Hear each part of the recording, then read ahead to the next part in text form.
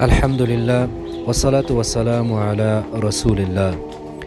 دوستان عزیز، این بار خواهر عزیز ما گیتی نظری کمک را ارسال کرده بودند که برای 3 خانواده بی بضاعت و خانمهای بدون سرپرست یعنی بیوه رساندیم و شما مصاحبه های هر یک آنها را روی تصویر میبینید.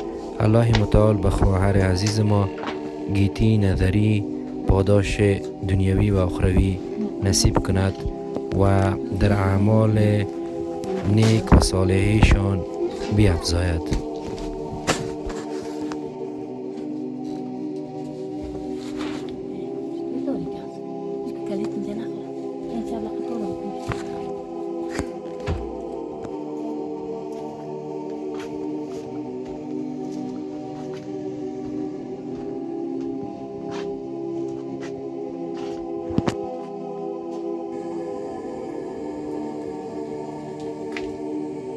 سلام علیکم. از گیتی نظری که کمک را که ما کرده در این زمستان. ما هیچ سرپرست ندارم، غیر منتچگه کم از معیوب است. تکلیف حساب داره، دایم در زیر دواست. پیسه دوای از امرو من پیدا کرده نمیتونم پیسه پیدا کنم. ما شام قید شده در 4 ماه 5 ماه. من در مکتب کارگر هستم و نموره هم میخورم هم میپوشم هم 500 کرای خانه میتونم.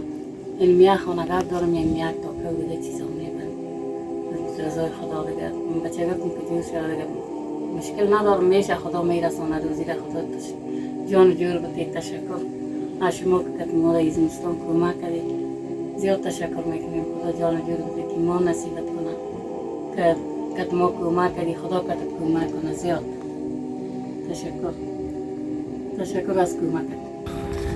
دوستان عزیزی که شما میبینید در دشت بیابان نمی بیچاره خانم یک نانبایی جور کرده و همیجا بیچاره نانیا رو پخته میکنه، خانه نداره، دینمیجا به بضاعت است. از خواهر گیتی تشکر، همین کمک برشان ما رساندیم.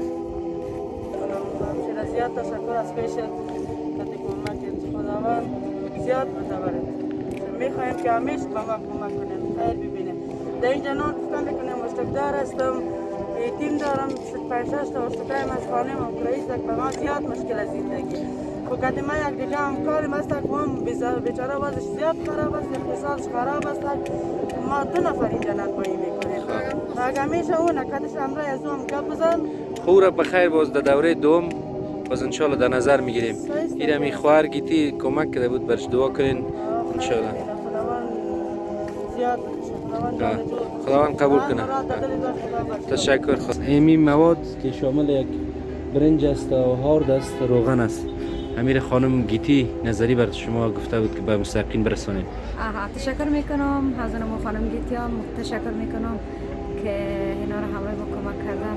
دیگه خوش باشین همیشه و همیشه هنی دعا میکنیم که همیشه در خانه شما چند نفر چیز دارین؟